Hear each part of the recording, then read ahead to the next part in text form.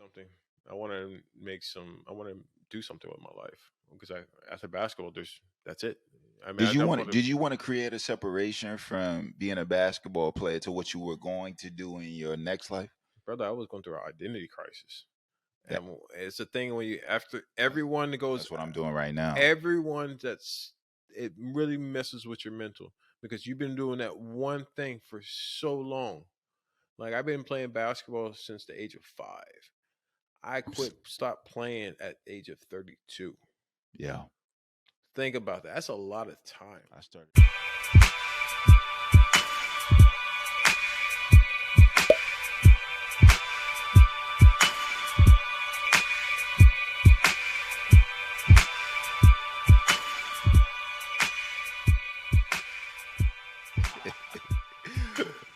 What's up, everyone? Welcome back to another episode of the Couch with Rob Fields. I'm your host, Rob Fields, and today I am here with someone that I consider a real friend. When I decided to stay in Europe, all right, and we're going to talk about this on the show. When I decided to stay in Europe after my career ended, and while my career was in motion, I found some friends, some really good people. Today, I'm sitting with someone who, I say this all the time. Someone who's a risk taker, someone who defied the odds in so many different ways, and someone who I'm very excited to have on the show today. Ladies and gentlemen, I'm not gonna talk too much. I'm not gonna talk too much, but give big hand claps to Denmark's favorite, Joe Benjamin. Yeah, what's up, brother man? What's up, brother? It's nice to be here. No, man, thanks for coming. You, Always. you. It's always good when I have people on the physical couch. You know what I'm saying? Like, not, I love my remote guests, but you're here in the flesh, man, and man, I appreciate you coming through, man. Man, as soon as I heard that you needed me to guest, and I was like, okay, you needed me, I'll be here. Yeah, man. I would be here for you. So I was like, all right, I got you. You pulled up, and you pulled up live on location. Shout out to the Knuckleheads podcast, live on Live on location. location. Yeah, man. But listen, man, thank you for coming. And dude, you got a little tan, man. You fresh out of Thailand. What's up with that? Yeah, celebrate my 40th birthday, and decided to do something new, to take a chance, and said okay, and I went down there to do some Muay Thai, some Thai boxing. Wait. All right. So I didn't say this in the introduction. He's a former professional basketball player. How do you get the Muay Thai? Like what's the transition there? Well, there's a there's a lot of different reasons. You want to create a new identity for yourself, or try something, do something new, and you're not good at it. Do Muay Thai or do some kind of fighting sport. I was going to be either jiu-jitsu, or there's going to be taekwondo, or Brazilian jiu-jitsu, no gi. And I said, you know what? I fell in love with Muay Thai because people that's in close with me and that they're really special and dear to me. They introduced me to Muay Thai and been very influential. And I decided to say, okay, I'm gonna give it a try. So tell me about Thailand. All right. I have very limited knowledge of Thailand, by the way. Only the Thai food, which I love. I really enjoy Thai food, by the way. But that's as far as it goes for me. Tell me about Thailand. Thailand, oh man, it's paradise in its own way. It's well, it it's sunny every day. It maybe rain for 10, 15 minutes, and then it's sunny back again. Uh, so many islands. You can jump from one island to the other. Fresh fruit, fresh food. If you want to experience true, authentic Thai food, you go to Thailand. Everything else is just a copy. I'm sorry, but it's just a copy. Having uh true mama savaya or cow pie or different types of Thai food, really good. People there are so nice, so genuine. They want to know where you're from, and me, I don't do a typical tourist where I'm just okay. I'm here for me. No, I actually want to Yeah, know about the people, and I actually made some good connections there, and I mean to this day, I Thailand has a good place in my heart, and I'm going forward to go back again. I'm the same way, man. I'm really the same way in terms of travel. Mm, Don't take me to where the tourists go. no, Take me to where the people go. exactly.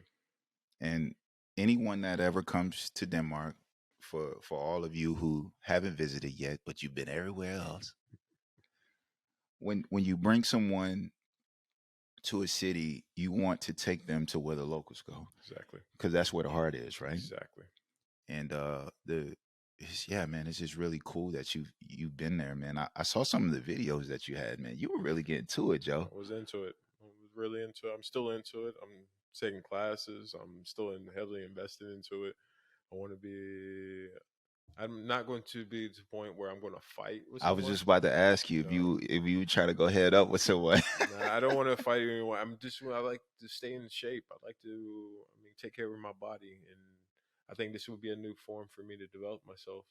All right, so we understand, both of us, we understand basketball shape. No, Does this push you to another level? push me into a different level. You have to be in Muay Thai shape. You have to learn how to take a blow. I mean, like I was just saying, Mike Tyson said, everyone has a plan until they get punched in the They face. get punched in the face. Yeah, and then with Muay Thai, this you get punched, you get kicked, you'll get elbowed, you'll get thrown, you'll get kneed in the face, and you might even be on one knee on the ground, and you still might catch an elbow or a kick to the face, and it's very brutal, but it has some beauty to it. It's a blood sport. All Well, it right. could be. My Yeah. we were talking about objectives before re, before we recorded, right? Once you get an objective, Mhm. that's your only job. Exactly. And if this man is still standing, Yeah. I didn't complete the objective. Didn't complete the objective. Yeah. So Yeah. Shout out to you, man, for taking that risk. yeah. And of course, you hit your 40 year and you said to yourself, I want to do something different. Mm. It's amazing that you did it, man. I've never been to Asia, and I know a lot of people who have never had that experience before, and to some degree, they would never take that trip. So the fact that you did it and you extended that stay by saying, "Okay, I'm going to train Muay Thai," that's big, man. I mean, it was out of my comfort zone, and I was terrified the whole time. Something else took you out your comfort zone too. Yeah, there was a lot of different things that took me out of the comfort zone, The but it was, it was something that sheds their skin once a year. It took yeah. him out of his comfort Oh my zone, y'all. gosh. So, Yeah. some smacked you in the back of the head, and then his uncle came back. Tell me, tell me about that. So the whole time I was there, I'm in the middle of a jungle, in middle of Thailand, and then there was there's a high population of snakes. And the first day I got popped in the head with the snake. And then on the second day, it was a little small green snake. And then the second It's like day, one of those garden snakes in the nah, country. nah. And the country snakes, I mean, from being from West Virginia, I'm used to snakes all the time. West And Virginia. then on top of that, once you get into the point where you see, you might see a rattlesnake, you might see a cottonmouth, you might see a water moccasin. But when you run up to a king cobra, boy, you better run. Talk about a king cobra. I mean, we're eventually gonna get to the episode, but you've had some experiences, and that's why I'm happy that we scheduled this after your Thailand trip. So tell me how big that king cobra was, King cobra was long as my arms, and you're not a short guy, and then the head was about big as my fist, and your hands aren't small. and it tried to come. It chased, and then it got stuck in the door. I actually had to smack its head into the door, and actually keep it away. So you smacked his head into the door. Mm. Some specialists had to come in Yeah. and take care of him. Yep. What if that little brother wanted to just say, "Hey, hello"? He never met anybody from West Virginia before. It wasn't going to me. It was like this. No visitors. So I had on the door says do not disturb. And even the hotel people there even said, you were lucky. Oh, Lordy Lord. So yeah, and then 2 days afterwards, I ran into a python. It was sitting on the middle of the street and just chilling, eating a wild dog, and people just driving by. It Like was eating the python was eating a the dog. hotel they were staying at. It was next to a lake, and the lake was pretty huge. And yeah, the guys came up and told me, oh yeah, there was a video. They had a video of a dog getting eaten by a python, and it was not one of those small ones. It was really huge. So it wasn't. Yeah, it was a jungle. It was a jungle. It's a jungle out Yeah, it there. was a jungle. It's a jungle out there. Okay, so that's crazy, Joe. I mean, we could really elaborate on the Thailand trip, but we're here for you, man, and your story. Oh, I have so many stories from Thailand, but Oh, I man. will say that for another time. Definitely. So, Joe, listen. Usually, when I have people come on the show, um, we do some storytelling, right? Mm. And in order to really get that story out, we have to start from the beginning. Are you cool with that? Cool. So tell me about young Joseph Benjamin. Young Joseph Benjamin. Well, young Joseph Benjamin wasn't around. There was more of I actually had my name changed. It was Joseph Willis. It was named after my grandfather. Okay. Um, because it was my mom changed my name to my instead to get my father's name. It was actually Joe Willis. Okay. Joseph Willis. All right. And then I moved from place to place. I was in foster care. I was with my biological family, and then eventually I got into back into a situation I wasn't comfortable with. And then I was more of growing up in South Carolina for a little bit. And I grew up in North Carolina, moved in Tennessee, different places, and eventually settled back down in West Virginia, where I got my name changed when I I think I was in sophomore high school. Yeah. But right here and there, I was more into playing a lot of different sports when I was a kid. I was with my brothers and sisters here and there. I tried different sports. When I was a kid, I wanted to try all the different sports, and I was like to the point I wanted to be the first black to actually play hockey. Then I found out there was It's then too I found warm out down it was south, just Joe. wait a minute. There's somebody done that. There was actually a Negro league for that back in the day, and I was like, oh okay. Well, forget that. I'm not going to do that. Then I should be baseball or horseback riding, trying different things, Yeah. and just instead of playing the traditional sports, baseball, American football, or basketball, and then eventually I fell in love with basketball. Okay. So, what I want to ask you, man, is tell me about what you bouncing around to some degree did for you. Like, was it difficult? Did you find your yin? Did you find that center where you were able to say, we're moving around, we're going into all of these different places, Mm. but I'm here? Or was it really difficult? It was difficult because I never felt like I had a home. Okay. I never, still to this day, I still don't feel like I would truly have a home. I'll revisit that. But And so I'm trying to figure out where I can actually where lay my roots at, where I can say I'm actually from. I could claim from West Virginia, but I would say before the age of 14, I would have lived in maybe 13 different states. Jesus, man. I moved around a lot, and then eventually settled in West Virginia. But I really, to this day, I never really felt that. All right, I had a place that I was like, all right, this is Joe. This is my house, or this is where I can know that I can have a home, or this is my bed, or this is where my couch is, or I can call my place. Okay, this is where I'm from, or in some sense that way. Okay. So what did basketball mean to you at that time? Um, from basketball at that time, when I first started playing, it was more of what we could say an outlet. Yeah, did it give you an opportunity to kind of connect with people because you were bouncing around a lot? Yeah, because I mean, it would basically open doors for me with to new families, or see how a structured family would be, or Okay. open to see, okay, I see someone that has a two-parent home, or someone's a same-sex family members, so it was like that, or to the point where I can see someone's considered upper class, or someone that's rich. I can see their how their lifestyles are, and then I kind of moved around, and it's like, oh, okay, this is what it is to have a true family, or this is what it is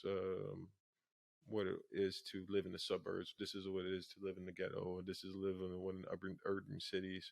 This is what it is to live in the countryside, or this is what it is to live in middle of nowhere in West Virginia, where there's maybe 100 people. Yeah. Let me. Okay. So I'm. We'll build on that. Mm. So of course you're a mixed male. Oh yeah. You're mixed. Did you feel that in West Virginia? Because let me tell you about what West Virginia was. What West Virginia was, maybe is, to a person coming from South Carolina. Mm. West Virginia is a difficult place to be in certain areas. Um, it's it's actually a really robust sports environment. Mm. So there's basketball there. There's football there. Um, one of the best teams that I've seen in college football came from West Virginia when Pat White and Steve Slayton was there. Basketball is there. OJ Mayo went there. Patrick Peterson went to prep school there. Tell me about West Virginia coming up as a black male. Like that's a real thing. Like Mm. I'm from South Carolina, so a lot of the worst parts of America are embedded where I come from. But what was West Virginia coming up like? What was it cool? Was it? Am I wrong? That's the question. You got. I think you got a little bit mixed messaging for, but I think you're right in certain aspects, but not all. Me personally, I don't consider myself mixed. I consider myself as a black male, and I think Okay. most majority of people will see me that way. And Yep. I always could say, I always tell people that I'm mixed with black. So that's in another sense. I always like, okay, no matter what. Yeah. I think I I have the best of both worlds, and even though I'm fair complected, and people say, "Oh, Rob's light skinned, but Joe, he's not even light skinned." Um, in the other aspects of West Virginia is not really diverse. I would say 3% minority, but it's not that all the other. But in Southern West, all over, there's different aspects of especially when it comes to slavery, and it was like one of the first states to break away from the Confederacy. Okay. And then on top of that, we had one of the first universities. Like Booker T. Washington was the first and made the first black university, the Okay. first HB, one of the first HBUs. He founded uh, my university I went to, West Virginia State, where he founded. And then on top of that, the Tuskegee Airmen, they used to train before they moved to Tuskegee in my state. Okay. Let's say, for There's some example, history for you guys. I pay so attention. there's a lot of things. You can be my university, for example, Katherine Johnson. She's from my university. She's the one that helped to get NASA into the moon. She helped to win the space race. Yes. Okay. Yeah. Right. The first Right. black male, the first NBA African American NBA player was from my university. They're doing a movie on him, I think. He's Larry Lloyd. The first, I, th- I think they're doing a movie on him. he's the Don't fact check. first. I mean, well, yeah, fact check me Yeah, and let me he know. was the But I think they're first. doing a movie. He was the first African American to play in the NBA. Got the first contract. Actually the first to get on the court. Yeah. He wasn't the first drafted, but he was. I think he's in the Hall of Famer. Okay. Shout out to Brian Poor, my old coach. Brian Poor. Okay, so he coached basketball as well at West Virginia State. No. He actually he was just a player. I believe he coached a different. All right. I believe he coached at Detroit Pistons. Gotcha. Yeah, so there's a lot of different histories, and then especially I can say that was the first place where it was really integrated in the South, technically, because multiple people came to West Virginia to work in the salt mines. And that was the only one place where you can actually get a fair wage if you were black. Even Booker T. Washington wrote a book about it.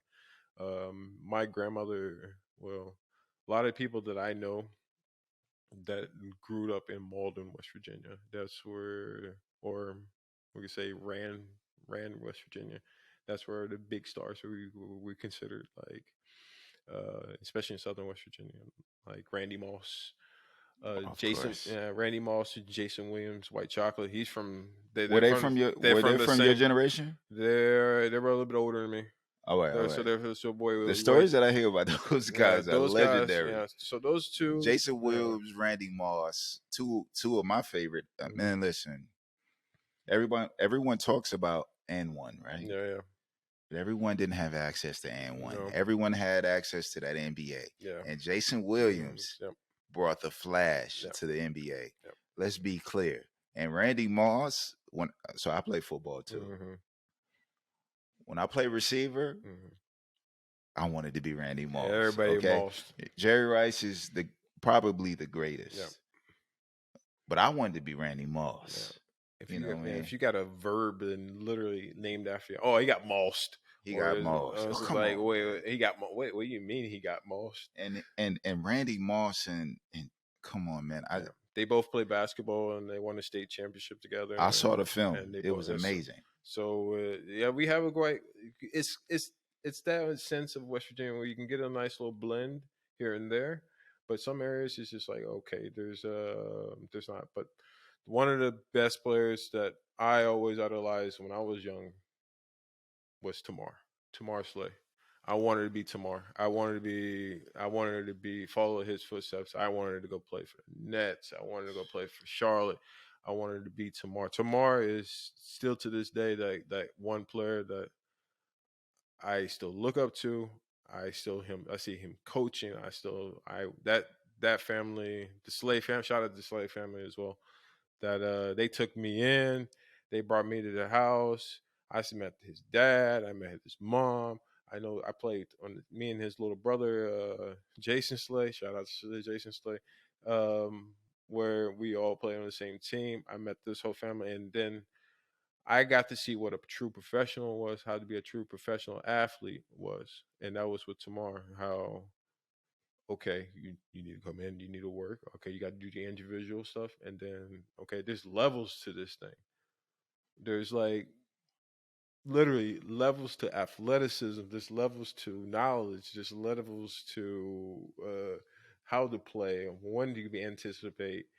And then someone I remember one time one of the teammates on my team in college was saying, "Oh, I don't think why is Tamar playing in the league."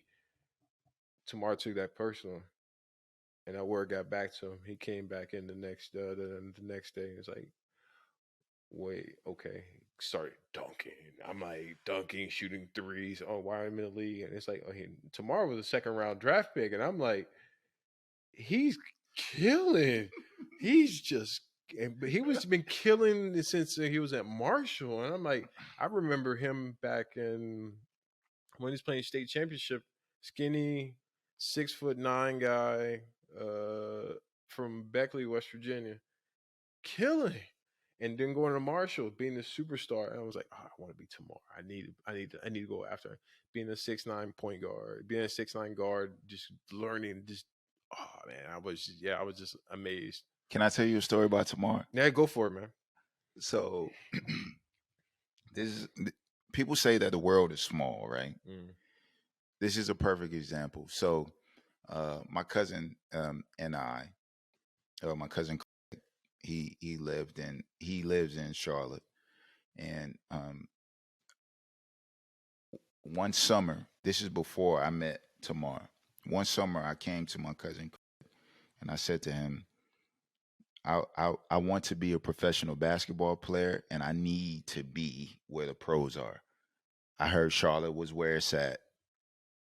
Can I come stay with you for a summer? And he's a single male. At that time, he was what, 31 or something like that. He was like, man, yeah, come on. Fresh out of the military. He was a Marine. And I told him, listen, I just want to work out. I just want to train. So he said, yes. All right, I'm coming with you. So I'm like, okay, cool. At the time, he was getting his degree at UNC Charlotte after getting out of the military. And he said, okay, you can come train on campus. So we were training. We would go run a mile at 6:30 in the morning. After the mile, we would go to the practice gym. Yep.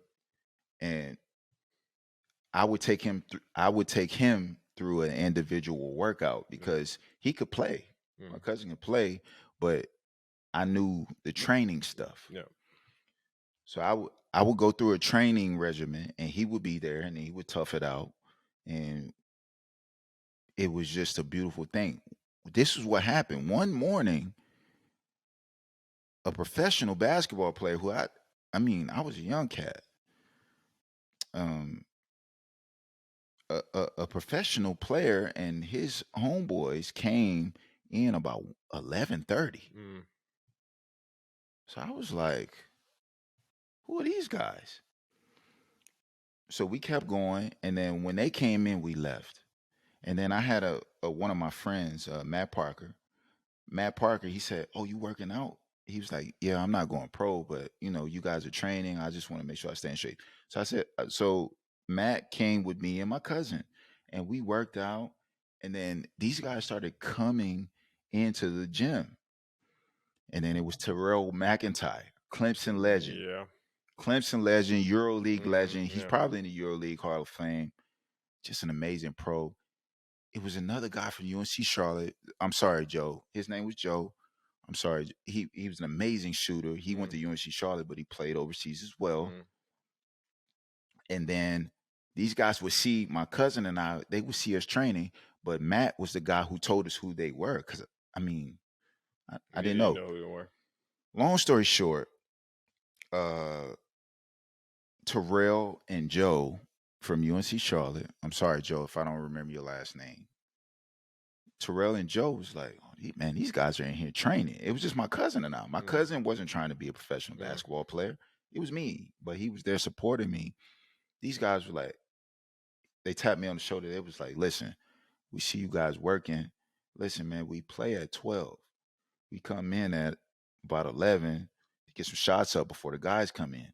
And my cousin and I, we like, the guys, man, listen, we stayed after 12, about 11:30. And man, it was an influx of pros that came into the gym. Yeah. It was just influx. One of those guys was Tamar Slay. My guy. And after we played that first time, those guys really accepted us, man. And Tamar was one of the guys who stood out to me because he was what I wanted to be as a professional. Yep. Clean cut. Yep. Get that work. Get that work done. But don't talk to me now. Yep. don't talk crazy because I'm that. Yep. And I feel like when I look at his game and I play NBA Live, like a lot of other people. Tamar Slay was ahead of his time. Yep. At that size, with that skill set, Yep. I don't think the NBA was ready. Had he been in the league at this time, He would, yeah. oh my God, he would have been an all-star. He Come had on, man. been an all-star. Get out of here, man. That size with that skill set. But yeah, man, Tamar, shout out Tamar, man. Like for me to be in that small fraternity of summer training, it changed me forever because that was how I became a professional. And I think that time, those 2 summers, was exactly what contributed to me playing for so long. Yeah. That same feeling with Tamar. As I kind of him and another coach named Cornelius Jackson. They both play at Marshall together, and yeah, big shout out to him as well. They basically laid the foundation for me to become a professional. Because once I finished uni, I was like, all right, cool. I'm gonna go get a 9 to 5, and all right, I even had internships lined up everywhere, and just trying to do something. This was after West Virginia State. This is after West Virginia State. And then, well, as you're approaching senior year, yeah, you about to get out of there. No, it was actually in the summer. I was not even planning to become a professional. I was like, you like me. I was not even. I was planning to get a job. I was planning to work a 9 to 5, do corporate life. You like me. And then all of a sudden, I had a long talk, and I was like, because when I had once before, I had another guy named Ron Donaldson. He just came back from Germany, and he played in uni with me, and then he said, hey, "You can play pro." So then I asked my head coach, and he said, "You think I can play pro?" Yeah, you can do it. Then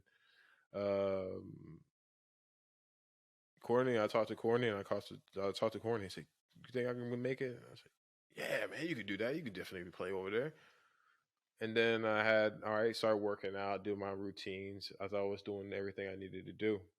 And then I came in and worked out with Cornelius Jackson, Tamar, and Jason Slay, and just put in work with them, working out twice a day. I go work in the morning. I was doing totally hard labor. I'm working out in the fields of the university, cutting grass, knocking down hedges, just to make sure I had enough money to get my training in, get my training done. Finish good morning training. Go cut grass. Go leave after 3 o'clock. Go back to train. Go lift some weights. And always tomorrow was always getting his shots up, getting his shots up, learning how to professionally, how to be Consummate professional, man. And just him just like, Joe, you can't make, like, seriously, he's like broke it down to me. This is a little bit for later, where he just finished to get in the league, and now he's going to Italy. And he just like broke it down to me and said, Joe, you can't make you can't make a layup. What do you mean? I'm making layups majority of my life, but you do a 2 foot jump every time. You can't do a single foot. I'm like, that one step. One step, and I'm like, oh, I'd never seen it that way. And just the constant, say, okay, just be perfect. Just constantly with the grind, and his story alone is just amazing. Where how he just grinded his way through high school, got into Marshall, set his mom a nice crib, kept his brothers. Oh man, Tomorrow we admire you, man. Yeah, listen, man. I'm also on the train too, man. Shout out to the legend for me, man. Listen, man. He doesn't get enough. I'm like this in West Virginia. He doesn't get enough credit. I feel the same way about you, tomorrow. The short time that we had together, man, it was amazing. And doesn't get enough credit for it. Yeah. All right, Joe. So tell me, we talked about West Virginia basketball. We talked about life in West Virginia. How does one go from West Virginia to Denmark, where we are right now? So let me preface this, right? So I came to Denmark in 2010. I played in Spain for a short stint, which lasted, I don't know, 9 months or something. But you came in 2007. Tell me about how one goes from West Virginia to the country of Denmark. Okay, so I had quite different routes.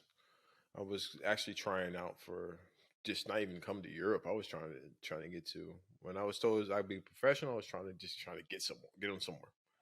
And I did some summer leagues. I remember just driving all the way down to Georgia, Atlanta, Georgia, and just try to get on the ABA team. And that's for those who don't know about ABA, it's American Basketball Association. That was back when NBA and they did a merger. And then trying different routes, and I was about to the point that I was about to give up. I had an opportunity and I had a stint with a G League, but and it wasn't. I mean, it was a D League back then, and then that didn't pan out. Then eventually, I was going to talk to get ready to give up, totally give up, because I was contacting teams. I was literally mailing out VHS. It's like those old blocks, VC, like mailing those bad boys out to different clubs, and I'll constantly get them back in the mail because they constantly didn't pick up or whatever. Of course. So I was lucky enough that one of my teammates, he got picked up in Iceland, and there was an agent that kind of one of your teammates from West Virginia. Yeah. All right. West Virginia State, excuse me. And then he kind of moved me into. They picked me up and they said, "Hey, we have 2 contract offers for you." After my coach mentioned my name, and then one of the coach's fathers, sorry, not one of the coach's fathers, one of the players' fathers that just got picked up, Tony Cornett. He got moved over to Iceland, and his father actually introduced me to his agent named Fred Biso, where he hooked me up with 2 contracts. He said, "Hey, I got one team for Romania, and I got a team in Denmark." And I'm like, just get me out of here, man. Why did you choose Denmark? Well, I actually chose them. Actually, the true story would be, what culture was closest to American? And he said, you can speak English here. Yeah, and so I would basically go to Denmark instead, and sign the contract, man. I mean, if you look at my stats, I had a coach even told me about this, professional coach. You look at my stats from college, or you would be like, "No, he's not playing overseas. He's not doing this. No, he doesn't have a chance." And you know what's crazy, Joe? I don't mean to cut you off. You know what's crazy? I scored 1,300 in college. I came off the bench though. I scored about 1,300. Shout out to Coach Baker, Coach Marv, Coach Lynn, Coach Hag. You know, the 2, recipes, all of that. But even though I scored that many points, no one assumed that I would be a professional basketball player. So the stats really don't, Yeah, it's the system you put into. Can you win? Can you win? Do you have the right connections? All of these things come into play. Yep. And that's what I'll tell my young players. Listen, build your resume, do your best, and make sure that you network. Yep. What we do in basketball is similar to what Fortune 500 companies do. Yep. It's about networking. You look at the NBA and you see someone and you say, "Oh, how the heck did they get into the league?" Well, guys and girls, it's not about what you do sometimes. Yeah. It's about who you know. Who you can connect with, who you can talk to, who you can build relationship with. And sometimes a lot of luck. Sometimes you can just get lucky. And you can get that's me. That's me, Joe. That's me. I'm super lucky. You know how I got the first job that I got? No, you never told me about that one. I got, Donald Rutherford. Yeah, so yeah, my brother. Yeah, Catawba connection. My brother. Shout out Scrap. All right. the system. Yeah. The Rutherford system. Yeah, buddy. Yeah. Wait, no pass. Just straight on shooter. Hey, get to it, all Yeah. right? The bench mob. Because he was out. We were both 6 men. We came off the bench. Okay. Donald and I. Yeah. But anyway, Donald got a job offer at the club that I initially went to. So Donald got that job offer in third division. Yep. Low.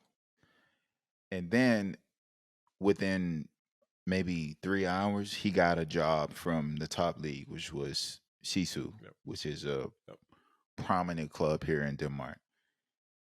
Of course, Donald took the Sisu job, but the guy who offered Donald the first time was like, "Listen, I just need a player." my college coach, shout out to Coach Jim Baker, love you, Coach. Coach said, "Listen, this guy's gonna contact you soon." The guy hit me up. We just need a player, coach. And then Brian Graves, who had been overseas before us, he was like, "Yeah, I was practicing with this one team, but my team allowed me to practice with other teams." He told me about that. So once I got over here, I was like, "Man, maybe I can do that." Yeah. And that's what I did. And then that eventually led to something. People heard the buzz. I was performing. Woo, woo, woo. And then it's history. So it started with Donald. Yeah, that's what it's a teammate. This was like I reason why I got my job because I got through a teammate. He got signed, and I was fortunate, man. I only averaged maybe 6 points per game, man, in college, and 6 points, 4 rebounds, and but I broke a school record. I played every game.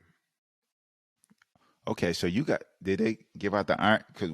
Because that's called the Iron Man. You were the Iron Man. I played every game that I played every game. I still have fiery photos of me with I had a homemade cast on my hand. I literally split my knuckle. I had injuries all the time, but I played every game. Every game that was on schedule, I played in it. And shout out to Brian Poor for doing that. He put me in every game, no matter what. So that's why you were playing so hard and breathing so hard when we played against each other. I'm always playing. I'm breathing hard on every. Dang, man, you played so hard, man. It was no days off. No days off. Every rebound. No days off. You never. It felt like you never got injured. You just man. You were all over the place. Yeah. Just grinding it through, and actually, we won. We won a lot. I remember you guys were in our region. I was close in our region where we were supposed to play you guys a few times, but I believe you guys were ranked top 10 in the country at one point in time, and we were ranked in the top 10 as well. Well, if that was 07, you missed me because I got to Catawba in 2000. No. It was 06. I got there in 06. So and you graduated in 2007. I remember that. I remember that you guys were there because I remember they were going to visit university because my cousin was he was running track there. I got there 2006. So we would have met each other. Yeah, in your senior year. Yep. And then my senior year, we were in the top 10. I think we lost to Clayton. Who did we lose to that? Wingate. Wingate was number 2 in the nation at that time. Yeah, we lost in 2007. We lost to the team that won it all. Barton. Barton. We lost to Barton, and we were up. You know the crazy thing? Let's get off track. Just crazy. Let's get off track. It's just so many people from basketball. Listen, that year that you guys lost to Barton and they won the championship, we beat Barton by 20. We beat them, bro. We were up by 20. We can fact check this, guys. Yeah. We were up by ladies 20. and gentlemen. We can fact check this. We smacked Barton that year, and they went on to win the national championship. We were up and they came back, and that guy, little point guard they had, he was doing the most ridiculous. He became a Harlem Globetrotter, and he also hit the game winner to win the championship by a layup. A half-court layup wide open, just lay it there. It was 3-2-1 walk-off.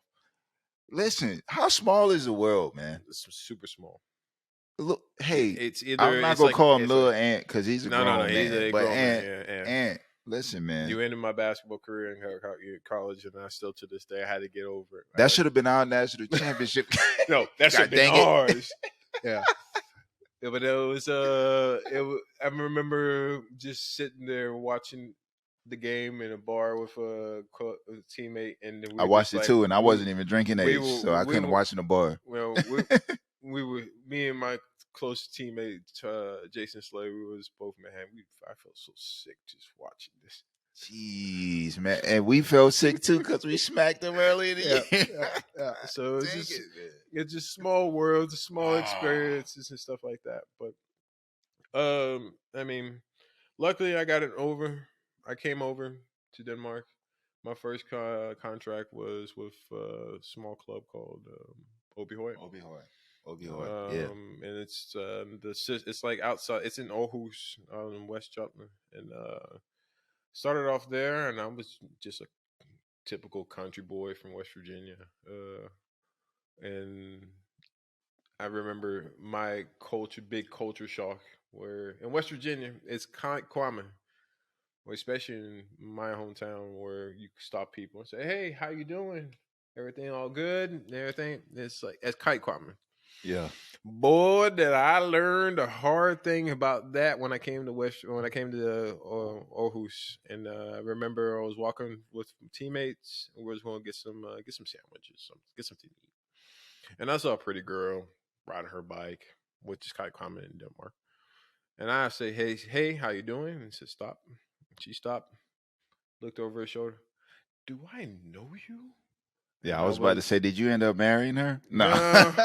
She was like, literally, she was literally looked at me and she's like, "Do I know you?" And then I was like, "No, but you can." Then all my teammates start looking at me like, "You don't do that here." That's not how we do it here. We wait until we get them in the club. Get them drinking, yeah, talking, and then that's how people social is, especially in Denmark, because everybody's a little bit reserved. You get drinking, they start drinking, they get a little bit more. Oh, okay, a little bit looser. Okay, now everything is fine. But you don't stop people in the middle of the street. You just leave them completely alone. It's just like, don't bother me, don't touch me. Not today, my friend. Exactly. So that was a big culture shock when I came into it. Even though I knew for a fact I wasn't in the United States, you see a lot of American flags everywhere.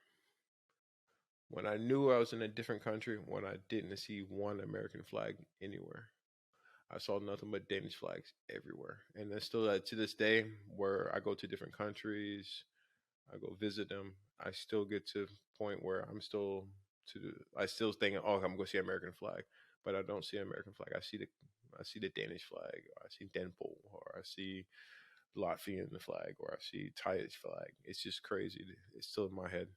You want to see an American flag, go to the embassy, my brother. It's the only one you can see. It's right down the street from me. How long did your career last, Joe? From 2007 until 2015, just before I retired in 2015. So what was the driving force behind you stopping? I had a kid. Had a daughter. I wanted to be. And that could also be the same question could be, why are you still here? Okay, so that's another issue. I mean, there's multiple different things. When you play professional basketball, everyone talks about the glory stories, but they don't talk about the things that you have to really do, or you have to put up with, like not getting paid on time, or getting a pay cut, or the politics within the politics of the nature of the club, the nature of the coach. The coach might bring in one player, but you might not. You might get paid a lot of money, but the coach wants to play this one guy more, or the club just completely disintegrates. Back in 2014, when my club, the final club in Ranas, it was stacked. We played you guys that year. Yeah. And I heard about the budget before I heard about who was on the team. I heard about the money bag. Yeah. It was, And then when we played you guys in what is the big arena? it was in boxing. Henning. Herning, yeah, all the way out in West Jutland, Yeah. middle of nowhere. Henning. It was massive, and honestly speaking, the only time that I had played in somewhere that was larger than Henning Arena was Bobcats Arena, which is Time Warner, Spectrum Arena now, Charlotte Hornets, right? Yep. We played in there in college, Yep. but I never experienced anything like that until I got to Henning, and that was crazy. And I remember when my coach did that game, and I was cooking. Come on, man. I try not to curse. I appreciate that. Come on, man. I got some nice highlights because we were on TV. They showed our game on TV. Game on TV was amazing. Yeah, it was what, 10,000 people? It was a lot of people in there, Joe. It was a lot of people, man. My coach sat me the whole fourth quarter, man. And we're so happy about that too. Come on, man. I was playing well. We were happy. We was like, oh, this is a gift. Oh my God, man. Yeah. But the team that we had that year, it was just stacked. Yeah, you guys had a really, really good team. We had a lot of ballers, a lot of repeat Danish players. Charlie was on that team. Yeah, Charlie was a national team player. And Charlie was he was a champion with Bakken Bears. You had Bo Colas. Chris Nielsen. They got to the finals with Linus with Bo, they got to the semifinals. He won a medal. Yeah. You had Chris. It was crazy. Chris He was Nielsen. double guy. Can we talk about Chris? Chris Nielsen. Chris is a killer, man. Shout out to Chris, man. Chris is a killer. But he has the Marshawn Lynch effect. Oh yes. You know what I'm saying? Like Chris is just different, man. Like it's different. Goes at his own pace. He goes at his own pace. You know, he's a special personality.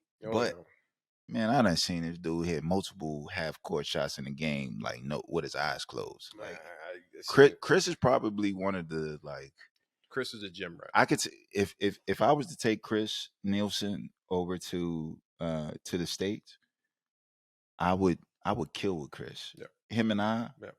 Hey, we just need 3. Yep. We don't care who you are, and Chris would do whatever he wants to do. Yep. Just let him be. He's definitely one of those Danish players that people they won't talk about him because he's kind of controversial. Yeah. But Chris Nielsen is he's different, bro. That's the reason why he's one of them ones that I've seen over here. So you have certain ones, especially in my generation. So the 3 that stand out to me, Aoife. I knew Aoife was going to be something. Yeah, Aoife. Because when I played for Falcon, Aoife was like U15, U15. Yeah. But I was saying, why isn't he practicing with us? Yeah. Jonathan Klusman. Yep. He's a machine. Shout out to young Jonathan. I'm talking about you, young man. Big crazy. Yeah, it's crazy. I played with him 1 year. He's a machine. And then Chris. Those are the 3 players that I said to myself, these guys are different. Yeah. It's something in their DNA that separates them from everyone that I've seen in this generation. Now, I'm not negating anyone who came before them. I'm just saying, like, I've been here. I was active playing for 12 years. Those are the 3 guys that I said to myself, there's something going on with them. They are different. Yeah. I agree with those guys, and I mean, there's a lot more talents that I can say Danish-wise that I played with. Where like Hanan is crazy. Okay, yeah, of course. Yeah, even though I was like, oh, okay, I remember, for example, when he came, I was like, wow, this is a big point guard. Oh, okay. Big shoulders, long arms. We called them. He had the special back, the Hanan back, and then he played down professional in Israel for a few years. He was one of the only things that actually got into the NBA. Yeah, he played against Kobe. Yes, he had to guard Kobe. Yes, let's be clear. Yeah, Kanan Coleman, he's he Yeah, the was in the Gargoyles, yeah. NBA. He wasn't on the NBA team, Man, but he played but against he he played played against in NBA NBA players talents, yeah. on the They NBA team, floor with yeah. the Against the lights, Lakers. cameras, Yeah. and the action. Let's be clear. Yeah. Kanan, we got to give you, hey, shout out to Kanan, man. Got to Yeah. give him his Yeah. props. So like we have, I mean, this everybody on the team was super constant professional. Yeah, you guys had a really good team, man. It Besides, sucks. shout out to my guy Jamar Thorpe. That is, yeah, Jamal, he stole my moves. No, solid. no, Six, about what, that 6'7", you 6'7". know? It was a Had funny the thing whoopie is whoop, we had the pull up. He had everything, I man. got a lot more of I sharpened my game a lot more because of him. Because I had to guard him in practice. Because we was stacked. In my mind, like I'm always gonna bet on me, and I bet on myself. And I was like, okay, we had a starting five. We had to get a starting five out of there. And I'm in my head, I'm like, man, I was just all league the year before. I just came in. Nah, I came off. I was on the bench. Why I was That's him with Sack. I didn't even get into the game. In my first few games, we didn't even have a balance. I didn't even get into the game the first half. But something crazy happened halfway through the year. What happened with that team? That team, man, we actually started running out of money. Uh-oh. Yeah, we started running out of money, and there was because we heard it was a lot of bread being invested in the team, and something happened where someone said, "Nah, I gotta pay for Netflix this week." Yeah, so I mean, a lot of things happened. Money wasn't showing up. We didn't get paid. Oh, Lordy Lord. Apartments were rent. Guys that move. Man, it was just crazy. And then eventually you get to a point where, all right, enough is enough. You gotta. It's time to go. Time to kid. And I got a kid on the way, and then that was your last season. And that was my last season. Yeah. And then I was really sad about it because we just got to the poker. We just got into the cup final. We just beat Swinborg. We just got into the cup final. And you guys were supposed to get to the final that year and compete for the championship. We beat that's the way that the team was. That was designed. Yeah, we beat Bakken twice. We actually figured it out that like okay, the first American they had in, he couldn't shoot. And so, he couldn't shoot. Back up. And Bakken, right? And Bakken couldn't shoot. He couldn't shoot. And then I remember that year. We beat Bakken that year.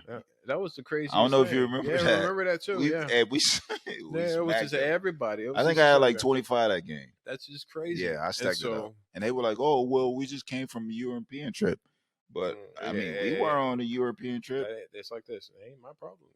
Hey, you lacing up, you got to go. Not my problem. They used to be they used to smash teams all the time. But they was one in professional. They had 14 or maybe 12. Okay, so exaggerate. Maybe 10 professionals. Of course.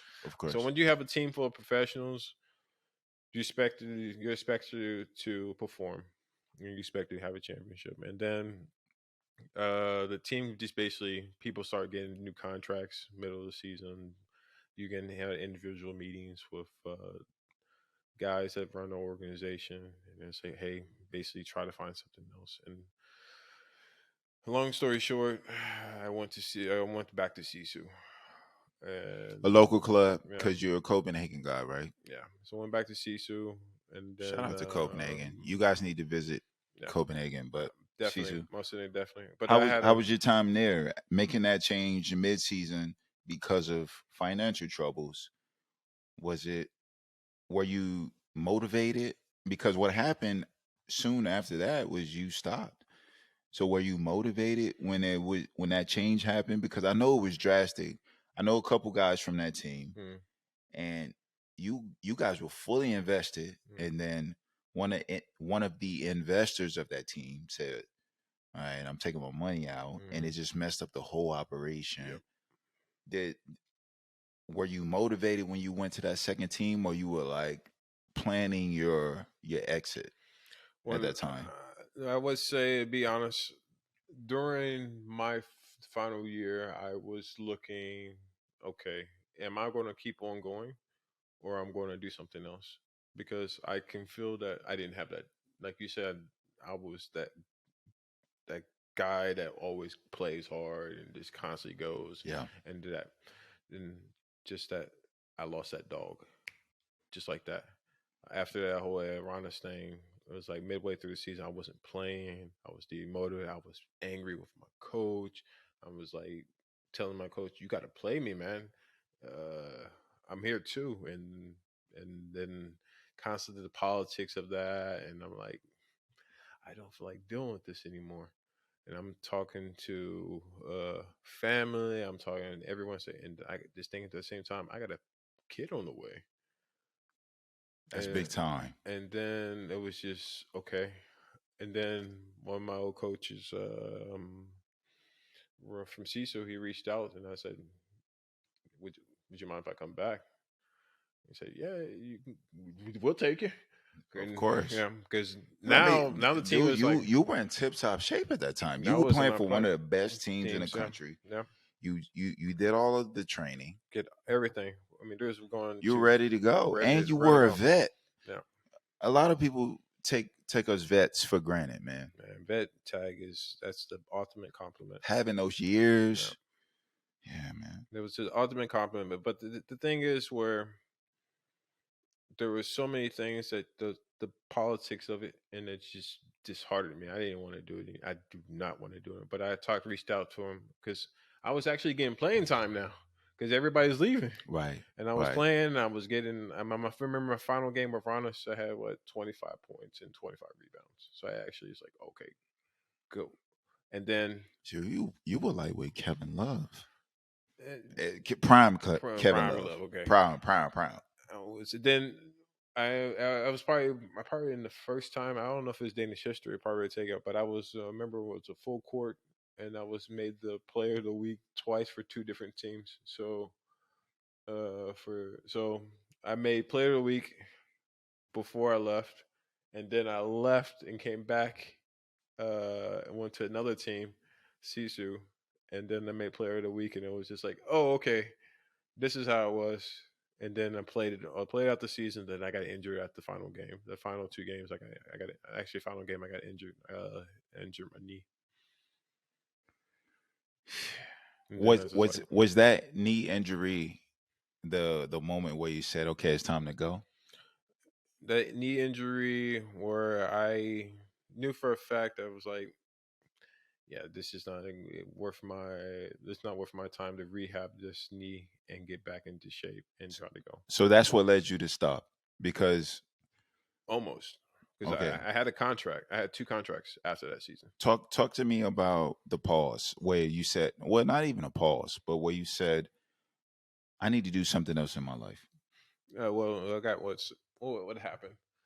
I just got my Danish green card, so I just basically can do anything. I will do anything I want. So for the first time, and that's big here in Denmark. Wow. I have that now as well, yeah. Because I'm married to a beautiful Danish woman. Hello, my love.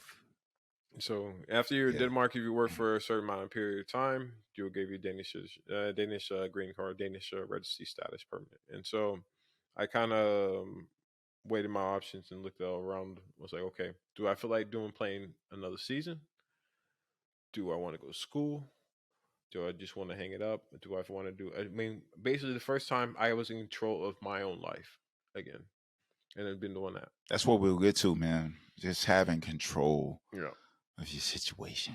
So actually, I can just choose, and so I chose to. All right, let me work for a couple more months. Let me work for a couple months because I actually had two contracts. I was going to go play in Sweden, or I was going to go play in Israel.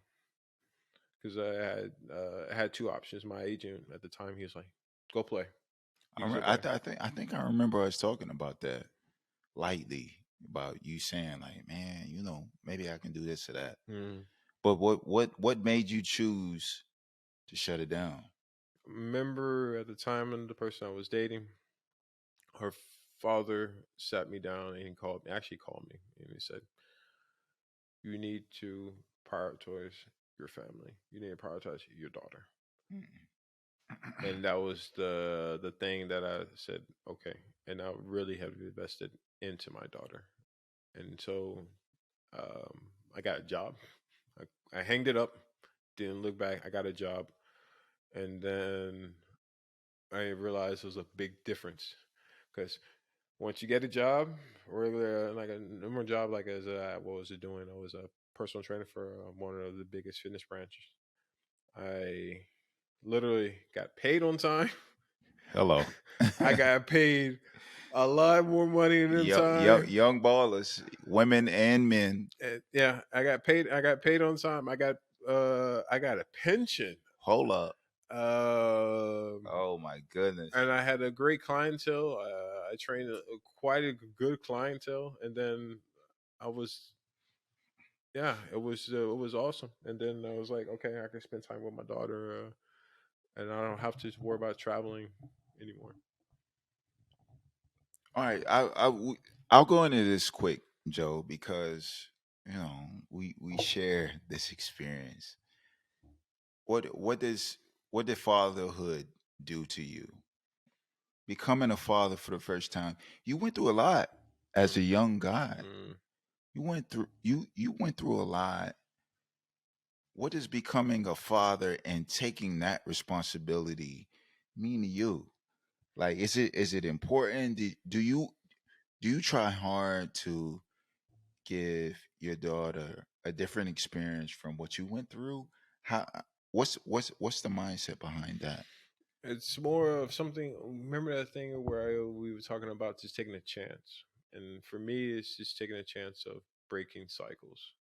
Um, I know my dad, but and I can have a close relationship with my father. I can just always call him up, and we go out, chop it up.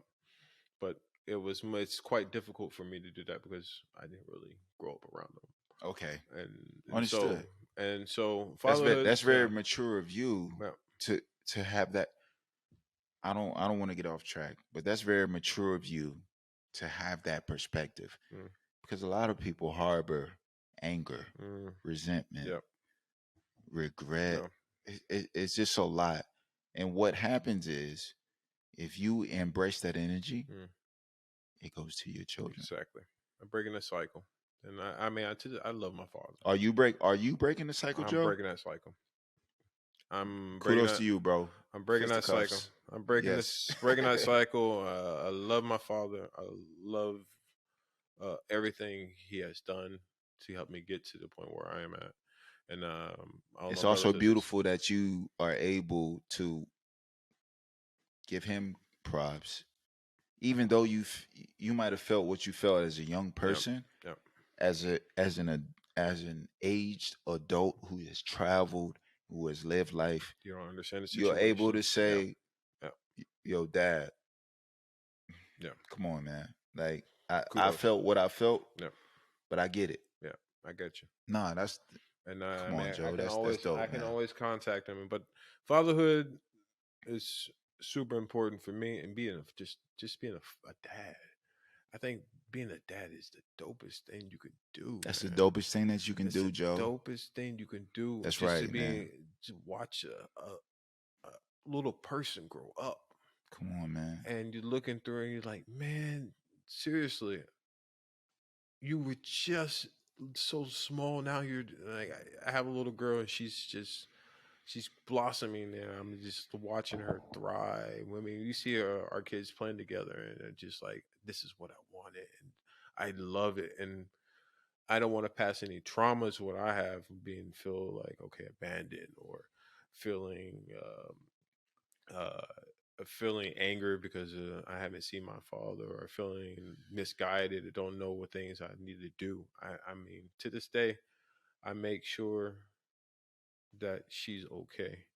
I literally make sure that she's okay, and I ask her have a conversation on respecting her boundaries, understanding what she needs, uh, asking her does she need me to do. Okay, when I see she gets angry or frustrated, I'm asking her, okay, can you tell me why you're feeling this way? No, I can't tell you. Okay, that's fine. You can be. It's okay to be upset right now. Instead of you need to calm down, do all this. No, it's just hey, learn to let them process these things. Man, you know what, Joe? Like what you're saying right now is exactly where I am. Like I've as I've grown, I've learned my origin, Mm, and to some degree, it's troubled me. mm, But what I've come from has really made me into what I am today. And I think now that having children, I just want them to be the best that the world can offer. Yep.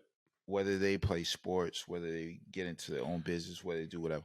I just want the kids to be the best that the world can offer them. And the way that we can harbor this energy is by being the best fathers that we can. Like I have a son, so you have a daughter. I have a daughter. Yep. I also have a son. I kissed him on the forehead. I kissed him on the cheek. Both the same. Yeah. Treat because them the same. The thing that we were taught, Joe, is because we're black men in America, we got to be the hardest ever. You got to be the hardest. You got to be fitting. You can't show no feelings. No feelings. You got to be hard as Don't be soft. Come on, man. If you got your kids, you make sure you have to be the one that's punishing them. They have to be scared of you the whole time. And I'm like, no, wait a minute. Come on, man. Do we want to raise well-balanced humans? Yeah. That's the question. Because everything is about balance. Yeah. Right? So we talk about, we need to eat the fruits and the fibers and no, you need to have balance though. Yeah, you can't eat fiber all day because you're gonna be on the toilet all day. Exactly. You can't drink water all day because you're gonna drown. Like these are the things, and it's the same thing with love when it comes to these kids, when it comes to young black males. I have a son. Oh yeah. You know, I kiss my son on his cheek. Yep. I kiss him on the forehead. Give him a hug. When he's feeling bad, I'm grabbing him. I'm be like, hey man, what's up? Tell me what's going on. What is happening right now in your mind? Because I want to offer the world the best that I can. And I think this might be some existential stuff, but that's how we get to heaven. What are you offering to the people who will feel your impact even when you're not here? Yeah. What's the saying? The children are the ghosts of their parents. Come on, man. And they should be a better iOS of what their parents offered. Always. They stand always saying that it's like they're saying, standing always on the shoulders of giants. I'm not the person that I am without my parents. I'm not the person that I am without the people that helped guide me. And I decided, hey, I'm breaking this cycle. I'm talking to my child. I'm understanding what she needs. I understand she set boundaries for me. It's like, okay. I need to just understanding there's this level to this, and hey, this stuff. Like I'm very keen on mental health. I'm making sure that, hey, this stuff is making sure that she's not just balanced body wise, but balanced also up here. This is actually so. I don't want to get too deep, but I will get deep. Our minds, that's the connection with the universe. Word. So if you're a spiritual person, yep, it's your connection with the spiritual realm. Yep. If you're a religious person, our minds are that's the connection to God, yep, or Allah, yep, or whoever you worship. Shin. And if for us as parents, if we aren't ready to nurture their minds, that's the connection. That's it. And if you aren't ready to nurture that connection, then we're in trouble, and the kids are in trouble. Yep. And for you to be the man that you are, and for us to have this connection, like I've seen your little girl, and she's older than my daughter. She has a beautiful spirit, and she's growing in the right way, and this is what we want, despite whatever's going on in the world. Yep. Despite whatever's going on in the world. So yeah. So I understand that. So you decided to stop. Things were happening. Your daughter came. It's time to go. So what happened after that, Joe? Disappeared. I got off of basketball radar. I didn't do anything with basketball. And that's hard to do, Joe. I remember it's a club rust. Hey, we about to get into it, y'all. Oh my god! If you ever been to Copenhagen, ever been to Copenhagen, and you heard that, hey, we're going to Rush tonight. Hello. Everybody's on the list. It's Oh my going down in gosh. Russ. Yeah. You understand Yeah. me? Yeah. You would I'll say definitely this have to. about Russ. Joe. It was a lot of stuff going on there, There was Russ. way too much stuff going on there, brother. There was way too much stuff going on at the Shout out same to time. Russ. Oh, Gosh. but listen, I'll say this, Joe. Russ was one of the first places that made me feel like a professional athlete. Yeah, word. Yeah. You Yeah. know, it was a lot of really nice ladies in there, Very nice. and they always were hospitable. Yeah. Very. To whoever was there. You know, Yeah. it was. It was hilarious a lot of times. You know what I mean? I mean, Like, you would experience so many things. You'll be like, you'll come play, and then you'll meet up with the guys that's basically coming visiting from Jutland over here, and they come over and play. They come play the game. After the game, they'll go and meet at Russ. let me explain this, Joe. So Denmark is broken up into 3 islands. So it's Shetland, Fyn, and Juland. All right, Jutland, Fyn, and Sealand or whatever, right? So when All-Star time came, they don't have All-Star games anymore, which is crazy. Yeah. Come on, that man. was so much fun. That was so much fun. Yeah. And see, the thing about the All-Star game, which I thought they did wrong, they had in these weird cities. Yeah. None of the players wanted to stay there after the game was over until the year that I made the All-Star, which is cool. I got 1 All-Star under my belt. We played in Valors. Yeah. But Valors is like on a train, like 27 minutes from Copenhagen. Yeah. And Copenhagen is the Shills Nils. All right. I've said this many times on the podcast. You all look into Paris, you look into everybody gets Stockholm. I think it's Stockholm, but I'm like, Copenhagen is a small, big city. Let's do a boys trip, a man's trip to Stockholm. Yeah. Stockholm is on my list. Yeah. We can do Stockholm for a weekend. I think it's good. But that All-Star game was in this city called Valors. It's up north. Mm-hmm. Copenhagen's not far away. So we played the All-Star game. It was a great opportunity. We did a mini camp during the day. Yeah. We played the game. After the game was over, it was time to party. And what are you doing? What are you doing? I'm going there. Yeah. We got a table. Hello. Yeah. At that time, you know, my wife and I, we were in Copenhagen. But I don't think a lot of people. I didn't broadcast like, yo, everybody come to my crib. I think if I would have did that, Joe, yeah, we did that. Yeah. It would have been crazy. Yeah. But anyway, we meet at the Club Rust. Host. Man, we met at Rust. It was a ballers convention. everybody was like knew that we were basketball players. God. Because everybody was tall. Man, everybody was in shape. Everybody was. Oh my God! Everybody had their American outfits on. Listen, man, the players from the other side of the city. Yeah. Like I was talking to all them guys. I never talk during games. I don't talk trash. I don't. Yeah. Unless you come up to me and be like, "Hey, what's up, man?" You know, blah blah blah. I didn't talk. I don't talk to other guys. You don't chop it up. But that night, I was like, "Hey, it's All-Star, baby." Yeah, talking to everybody. I mean, it was a. I still have those jerseys and all that stuff. Yeah, for sure. All-Star. Saying All-Star, I've been in maybe part of 3, I think, or 4 All-Star teams since I've been here, and it was a good way to reconnect to everyone in your own atmosphere. So most of the time, the Danish players just do what they want to do because they can go wherever they want. But it's a chance for you to get in touch with other Americans. And then on top of that, you feel like you're back in your college days where you're hanging out with guys, just chopping it up. Man. It was just... Luckily, I wasn't chasing women at that time because I'm sure I would have clashed heads with somebody in that club because Russ is a... Russ was a... you need to know who you need to know.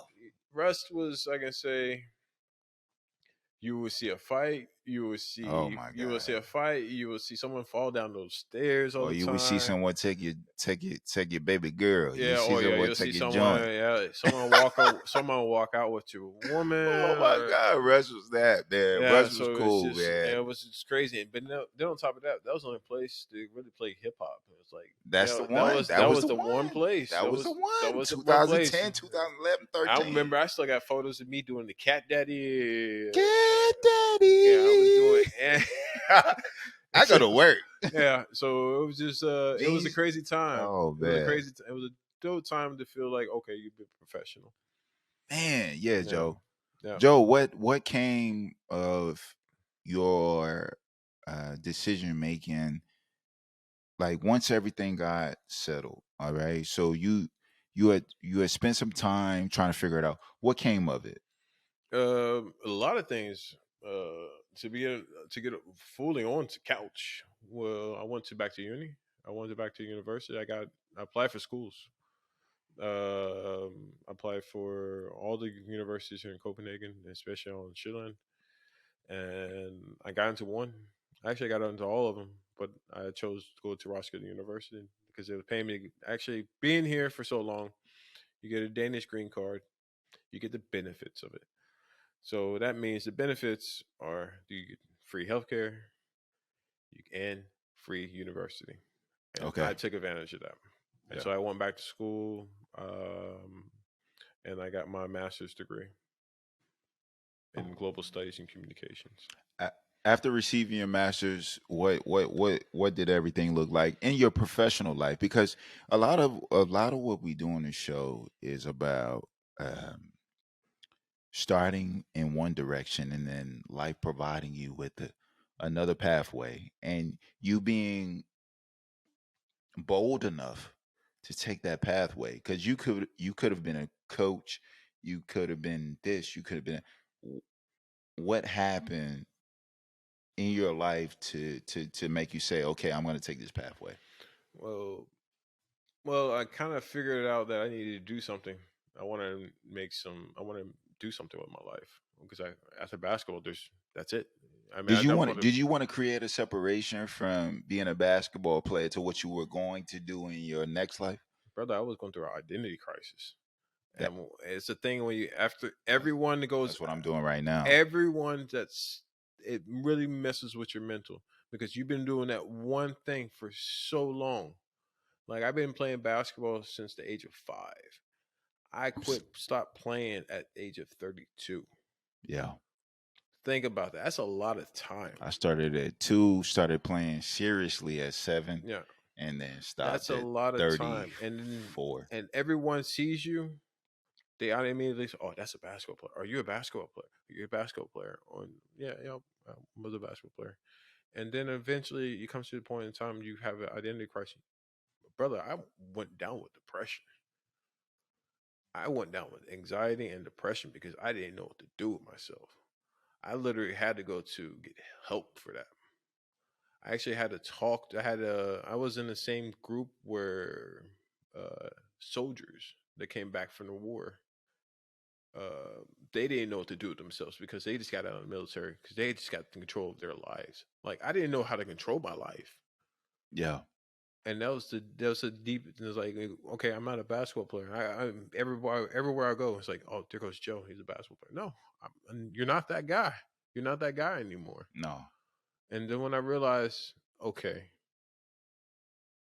uh, you have to get yourself, you have to create something else for your life, and that's why I figured out. It's like, all right, what I want to be identified as, or what do I want to do? Do I want to do advertising? Do I want to go to work for? And no one was hiring me at that time. Nobody wanted me to hire me as that guy, or be okay. Can I do this? Because there's a lot of things that you, once you come out of basketball, you don't realize what you're missing. You Yeah. not people are not competing at the same level as you. They don't work as hard as you. So you're used to competing. You're used to working as super hard. You're so used to being a team atmosphere. You're so used to just building the rah rah. Okay, we're going to be extra super positive and stuff like that. People in normal lives don't do that. But they get the jobs. they get the jobs. Yeah, that's the You know thing. what I That's mean? the thing. They get the jobs, No but one's gonna work as hard as me because I don't know anything else. exactly. And but that's the But thing. That's the thing is but no, that's that big no, BUT. yeah. And that when I my first got my first official office job after I finished, I wanted to go into marketing. I knew I was going to go into marketing because that was why I was good. I was good at communications. I wanted to actually go. I was trying to dabble on different things. I was trying to be a politician. I was trying to work at the embassy. I was trying to work for finance. Then I fell in love with marketing. I loved the on. I found that I love the growth hacking side of it, how to read data and stuff like that. And so, after got help, I went to therapy. Understand what's my thing. Talk about therapy and how important it is in your life, man. Because this is big, especially in the black community, man. Mm, I think it's big for everyone, but I feel like a lot of other ethnic cultures have been on therapy before us. yeah. Talk to me about the impact of therapy and what it did for your life. Therapy gave me a lot of tools I didn't realize I needed. So Did you feel throughout your life? Did you feel like you were missing those tools? yeah, if you can see it now, if you go Now, back and now, if I look now, at after having some yeah, consultation and yeah, sitting with yeah. people, do you So miss like? Do you feel like, oh, I didn't have this in nah, my I miss that. repertoire? I missed. Feel like okay, like how to process feelings, how to sit back and say okay, or talking to someone because you figure out if you talk to someone, they have the same problem, and you don't feel like you're alone. Like I mean, there's a lot of times I've been in therapy sessions where I'm on the group sessions and I'm hearing people talk about the same problem I'm having at right now. Just so is yeah. So of course it's the same problem, but it's in a different mode, right? Different way, and then it's like, Yeah, okay, oh wow, I remember doing that, or oh yeah, I remember experiencing that. yeah, yeah, yeah, I yeah. remember the experience of why am I angry? Why am I going around looking super like I have a mean face on a mean mug and everyone? I'm like, why am I doing this? Yeah. Why can't people approach me? Why can't people talk to me? Or why just why do I feel sad all of a sudden? Yeah. And then all of a sudden I got all these tools to process it. Okay, well the one thing I figured out that me working so hard is I would literally take on so many different projects at the same time. I would literally Was that as a result of the traumas that you yeah because dealt with? I felt So that I was working being lazy. hard would work you out of what you felt during those periods where you had to address the trauma. The Was it trauma that? yeah, work basketball was the way for me to my therapy to deal with traumas. And the traumas was that I always felt that I was lazy because I was told as a black man, don't be that guy, don't be that black man to be lazy Yeah. and always have a job and don't live off the government and stuff like that. And I was like, Work okay, every yeah, working work work every yeah, hard day, as you can, doing that whether you feel sick or grind, yeah. not. And Don't see the so doctor, just go to work. yeah, and so for me, as soon as somebody give me a project, I would take on. I literally told my psychologist at that time I had 6 jobs. And this was when I was in university at the same time. Everybody hates Chris. You like you I was like like serious like Terry Terry Crews. Crews, man. I would do I had a project, listen, I had a project with Fitness DK. I had another side gig doing a social media manager. I was working as a personal trainer. I had another job as was it doing social media for another company for a part side gig, and on top of that, being a father. And that's top priority, right? And But I I mean, realized it's in the like, midst of 10 jobs, yeah, I'm just like, why am I doing? And then all of a sudden, you can't do no more. You can't do it. You can't do an internship. You can't study. So all of a sudden, you break down. And I'm like, okay, now I'm to the point where the tools I needed. It's like, all right, well, how many things I can do at this one time? All right, cool. I can say no. I don't need to do this, or yeah, I want to take this. I think this is gonna be fun for me to do, or not. Is this gonna take time away from my child? Like if I take a new client in, I'm always asking, is this gonna take away from my time for my daughter? Or is it going to take time for me dating? Or is this going to take time for me to do something I really need to do for myself? And I've really tried to figure that out. And now I have those tools. I missed those tools at the very beginning, but now I have all those tools where, okay, how to do mindfulness thinking, how to meditate, how to process feelings, how to talk to people or talk to your friends about these things, how to talk to potential partners, how to talk to your girlfriend, how to talk to your wife instead of just being angry, man. Because there's so many things that happen in my personal life or from when I was a shorty into Of now. course. Of course. And that's what the person, and now it's just like, okay, how to deal with process those traumas? How do I not give these traumas to my daughter? That's an important message that you're sending, Joe, because we can always draw back to those traumas, man. Yeah, oh And my we can God. always, if we draw back to those traumas, we can always have an excuse Word. That's to why. Why do I we're do this way? why we don't finish our objectives, why we are not good people, Yep. why we're narcissistic, why we are. It's just so many things. But the fact that you said, or the fact that you personally, internally, this is before knowing this information, the fact that you internally said that I'm going to do this for myself, and and now I'm going to radiate this positive energy Mm. into other facets of my life, which include my daughter, Yep. which includes my family, Yep. which includes, friends, whatever. This is why we're sitting here today, because you've radiated that same energy to me. And see, for Always. me, I have some stuff in my life that is taking place as well. We won't address it on your Yeah. Okay. episode, Yeah. But no, but no, no. But here's the thing. I know a lot of these things that you deal with, personal level. Like for me, I'm always curious about how did you process your mother, your mother's. passing. How did you process that? Did you actually grieve, man? Did you actually process that? Do you let you know yourself? Okay, can you build that same bond that you have with your mother to your kids? Yeah. And I know how important she was to you. Yeah, man. And that's the thing. That's just like, Ah, yo, that's healing right there, man. It's like, okay, yeah. hey, that's that next process. I mean, you guys who are watching this, you were here, you were present, but Joe just brought up my mom Dukes is present. She's present here, not only in the physical with pictures or whatever, but it's also through spirit, Mm, and that spiritual connection. This is what I have with God. mm, I see my mom, especially in the way that she came and that she left. I see her as a deity, mm.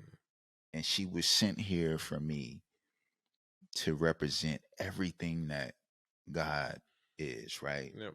I'm not saying that she's God, No, but I'm saying that she got the essence. she got the essence of She it. was here with the essence. And now as an older man, I feel the essence, and I'll always show respect to that essence even when I'm in my worst space. There you go. And and that's why when you see me, whether I feel this way or that way, Hmm. you're always gonna get that essence, Yep. because that's what she left me with. Yep. That's it. That's That's it. that's the only way, right? That's it, bro. That's And the that's best way how to pass that on to your next that's generation. our goal. Yeah. We get that essence no matter what we dealt with as youth, as adults. Our goal is to pass that essence to our Boom. kids, and not to pass the. We want our kids to be the best version, Yep. of a better version of us. Yep. We I want got them. you. So we talk about iOSs and software updates. We want our kids to be the best version of us, Mm. and that's what we're doing, and that's why we having this conversation. I think that's why you radiate such positive energy, and that's why we've been able to connect in a way that we do, Joe. And it's Uh, beyond basketball. It's beyond come on, brotherhood. I mean, I man. care more about you I'm care more as a brother. I see it as like we don't got family here, right? It's just us. It's just us. That's It's the like risk taker that I was talking those about in the beginning. long time American hoopers that came here that's been here for a while. it hurts like when I have to cut in relationships with certain American players because I see those guys as my family, and then I see you as your little bro For sure. because hey, we don't got anybody else here. It's This just is it. us. This is It's us. us. We don't got that. Okay, hey, I see Rob. All right, Rob guy. He's dealing with some things. All right, let me reach out to him. All right, then they got another guy out here. We was like, all right, let me reach out to him because I can see people going through those things, man. And I'm like, all For right, sure. cool. But No. No. I mean, bruh, it's I'm here for you. When And it's I'm like, and I'm here for you. You the OG. You the old head. You got here in 2007. I got here in 2010. But listen, we at an age now where we s- we should be able to support each other, especially if we play the game in the right way. word, And when I say the game, I'm not talking about basketball. I'm talking about life. word. This game of life, it's a game. Yep, You need to be in the right place at the right time. yep, You need to be prepared. yep, You need to be able to take the ups and downs. yep. This is what we're dealing with right There we now. go. And the fact that you were able to master wherever you were, wherever you are in your life right now, Mm. and I was able to do the same thing, even with the traumas that we had. Hmm. This is why we sitting on this couch. Exactly, This is brother. why we can get peace. Exactly. This is why we can sit here Healing, and have bro. this Man, conversation. it's all about healing right now. That's it, That's man. it. That's it. Joe, what's next? What's next, man? I'm probably go back to Thailand too. I don't know if I'm enjoying. I'm I enjoying need my to do life. some Muay Thai. I'm all about leaving my comfort zone. That's why we're here, Yeah, because we were okay with leaving the things that made us comfortable. exactly. This is why you left West Virginia or the South or wherever you were in Yeah, your life. This is why I left South Carolina. This is why I left North Carolina, because I needed something. I needed something more. you need something more. You need something more than this, and there's always a better life instead of being the circumstances that you're already in. And I know for a fact that I have worked so hard for so long. And like for me, for example, this is how hard I work. I don't take holidays, man. I don't take You vacations. need to start.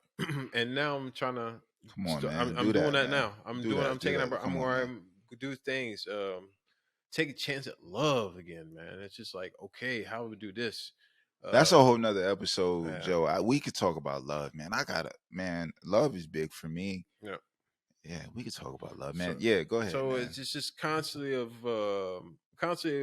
growth, constant of reinventing yourself, and constantly say, okay, what can I do to make myself better today, and how can I make myself like set myself to be a better partner?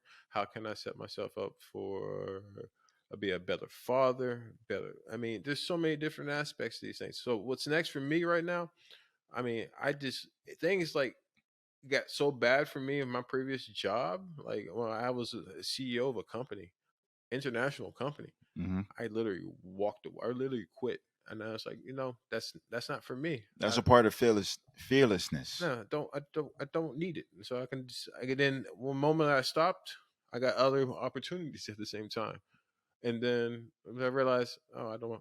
I'm just gonna take a chill. I'm gonna realize what's best for me and what's best for my daughter and best from partnerships. What's best for it's just I just enjoying life at this moment, man. Okay, so tell me this, Joe. What manifestation is big Mm. for me as I do these shows and I talk with just some amazing individuals, and you're including that. So I want you to manifest the best situation for you in your life, and that could be personal, professional, or both. You choose. How about all three? I had to go through. Let's do it. So professionally, um, I don't want to have to worry about being at the office or have to be to worry about doing a job. I can do it anywhere. Hello. I can just I can go spend a month in Thailand. Me and the missus, we can spend a month in Thailand, Yes, sir. or um, we decided, okay, we're gonna do 6 months here or do something like that. Just freedom. I don't want to be stuck inside a wall. I want to just do. If I can do the job anywhere, I can do the job anywhere. I second that emotion. I want the same thing, but go ahead. Keep going. So personally, I want to build a bond. I want to build a better partnership. Um, I am actually doing that right now. I'm building a better partnership, but I need it, and that's actually a great thing for me at this moment. Helping me growth. Someone's actually making sure and testing me. You need to make sure you go to therapy. You need to make sure you work with this. You need to make sure that these things get healed. You have all these traumas. You have all these things. You got to get these healed. You got to get the help what you need, and also do more. I have to say more time. So it's more time to do physical things. You need to stay physical. You need to something to You challenge gotta your teach me how mind. to punch, Joe. You got to do Dudes something be for acting up in change. these Challenge. clubs, No, bro. come I'm on. not in the club You ain't anymore. in the club. Yeah. So it teach to challenge the mind, the body, the soul. To just do these things and constant growth, and also be just to be a still a dope dad, man. I want more kids. I want another kid. I wanted two. Um, and on top of I'm not that, gonna make any announcements, but man, yeah, you gotta yeah, get and let's get a couple more, man. We yeah, can team up.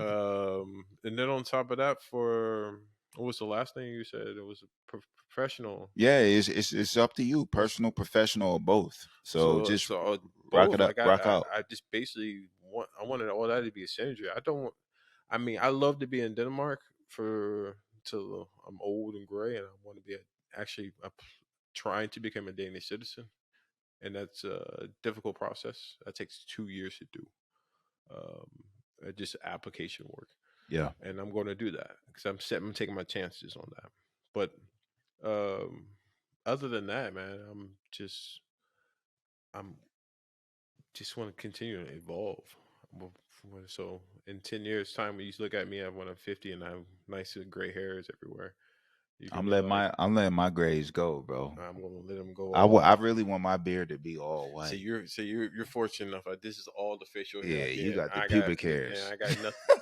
I'm 40 years old and I got nothing, but this is all I got. Everything's still Hey, silky you still smooth. got. Hey, I'm sure if your your college mates look at the yearbook, they'd be like, "Oh yeah, Joe's holding it So, together. yeah. He's well hydrated." Yeah, I am keeping myself in shape.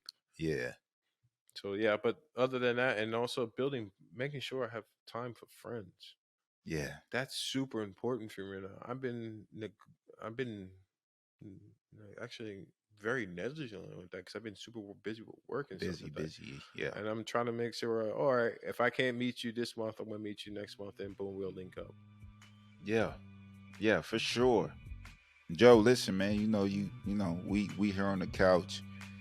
You're in my safe space, and you're in my safe space because you just one of those guys, man. And listen, man, we gonna wrap up now, Joe. I'm sure we could go Or we can go another another hour. hour or Right. so, you know. But we got kids, so Yeah, it ain't enough Big Macs and fish fillets in the world no to way. keep them kids away. But listen, Joe. So first of all, thank you Anything for you, brother? for coming and being on the platform. Secondly, your journey, and we didn't even get deep into it. Oh, there's a story behind that too. Oh Gosh. man, Yeah. I know I had some more for you, but I didn't want to hold you all day. But That would be part 2 later. come on, man, you can always come back, man. You can always come back. We got this laid out for you, man. But thank you for coming. Let's set up part 2. Let's do that. Yeah, we'll do part 2. Bang bang. Yeah. See, it's on camera. It's on camera. Yeah, He it's said he's already coming deal, back. man. But thank you. Your story is amazing, man, and it's some more facets to the story that people don't really understand that make you an Iron Man, not only on the basketball court but in your life. But thank you for coming to the show, and share your socials so Yeah. people can get in touch with you. You doing some really cool stuff, man. Share your socials, bro. So definitely go check me out on IG, PT Big Joe. Definitely go check me out there because if you need fitness help, I'm there. Content is Tips, crazy. Go crazy. Definitely go check it out. Or if you just need some laugh or some motivational stuff, just go check it out. Joe's one of the best dancers in Denmark. I'm gonna take him out one night soon. I will take him out. We go be in there pop locking. Oh my god. We're not gonna be the coolest guys in the spot, but we gonna be the most lit. And everybody gonna be like, "Oh, why are these guys still dancing? They don't stop." Listen, my grandfather was 87. His brother was dancing with all the women in the party. You know, he was crazy. That's the crazy thing is the funniest thing. That the more you dance on the dance floor, the more the people will definitely be around you. It's life in that music, man. If you could find that zen in that music, man, it's lights out. But listen, ladies and gentlemen, thanks for tuning in with myself and Big Joe. Such a good guy. Yeah. But listen, ladies and gentlemen, you know how we do when we get up out of the episode. You know we have to drop that jewel. Ladies and gentlemen, it costs nothing to be good to someone. Be good to someone today. I'm Rob Fields. He's Joe Benjamin. And we just finished another episode of The Couch with Rob Fields. We'll catch you on the next one. Take care. Peace.